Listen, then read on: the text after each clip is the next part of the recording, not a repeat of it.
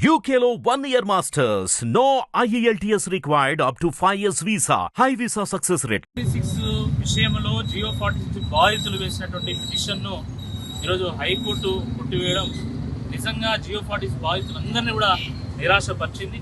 మాకు కోర్టు అయినా న్యాయం చేస్తాయనే నమ్మకంతో ఈరోజు వందలాది మంది వాళ్ళు జొమాటోలు వేసి దాని తర్వాత క్యాటరింగ్ చేసి కూలి పని చేసి వాళ్ళు రూపాయి కూడబట్టి లాయర్లను పెట్టి ఈరోజు హైకోర్టులో పిటిషన్ వేస్తే ఆ పిటిషన్ కూడా మరి కొట్టివేయబడడం నిజంగా చాలా దురదృష్టకరం.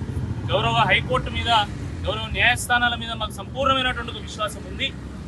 తప్పకుండా మరి జడ్జి గారు ఇచ్చినటువంటి తీర్పును పూర్తిగా మరి చదివి పూర్తిగా రివ్యూ చేసి ఏ రకంగా ఈ తీర్పును ఇచ్చారని చెప్పేసి మరి అనలైజ్ చేసిన తర్వాత న్యాయపరంగా దీని విషయంలో ఎట్లా ముందుకెళ్లాలనే దాని మీద మేము నిర్ణయం తీసుకుంటాం. కానీ ఈ సందర్భంగా మేము ప్రభుత్వాన్ని ప్రశ్నిస్తున్నాం.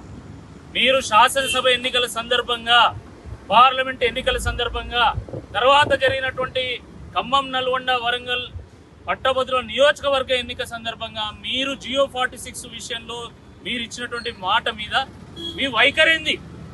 మీరు ఆ రోజు రద్దు చేస్తామని చెప్పి ఎందుకు రద్దు చేయడం లేదు? ఈరోజు మీ నిర్ణయం వల్ల, మీ వైఖరి వల్ల ఈరోజు వందల మంది మెరిట్ విద్యార్థులు నష్టపోతా ఉన్నారు. చాలా మంది జియో 46 బాధితులు అంటున్నారు. వాళ్ళు బాధితులు కాదు, హైలీ మెరిటోరియస్ స్టూడెంట్స్. వాళ్ళు 60 మార్కులు వచ్చిన వాళ్ళు ఈరోజు పోలీస్ ట్రైనింగ్ తీసుకుంటుంటే 126 మార్కులు వచ్చే వీళ్ళు కోర్టు మెట్లు ఎక్కి ఈరోజు న్యాయ పోరాటం చేస్తూ ఉన్నారు. చాలా దురదృష్టకరం.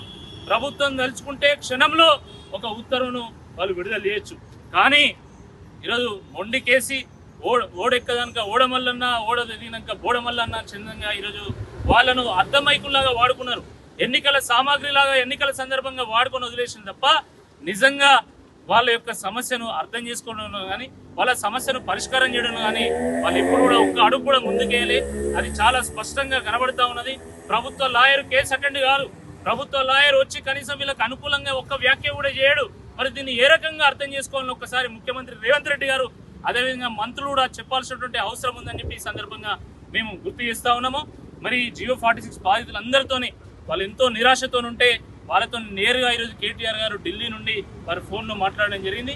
మీకు అన్ని రకాలుగా మేము మద్దతుగా నిలుస్తాము, మీ పోరాటంలో మేము భాగస్వామ్యంగా ఉంటాము, మీ వెన్నంటి ఉంటాము, మీరు ఎవ్వరు కూడా నిరాశపడాల్సినటువంటి అవసరం లేదు. అవసరమైతే దీన్ని సుప్రీంకోర్టులో కూడా వేసైనా సరే మీకు న్యాయం జరిగేంత వరకు మీతో పాటు ఉంటామని చెప్పేసి కేటీఆర్ గారు చెప్పడం జరిగింది.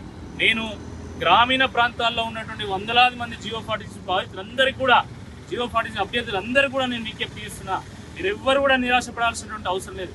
మాకు తెలుసు మీరు చిన్న కుటుంబాల నుంచి వచ్చిండ్రు, కూలీ నాలి చేసి 100 రూపాయలు కూడబెట్టి మీరు లాయర్లకు ఫీజులు కట్టిళ్ళు.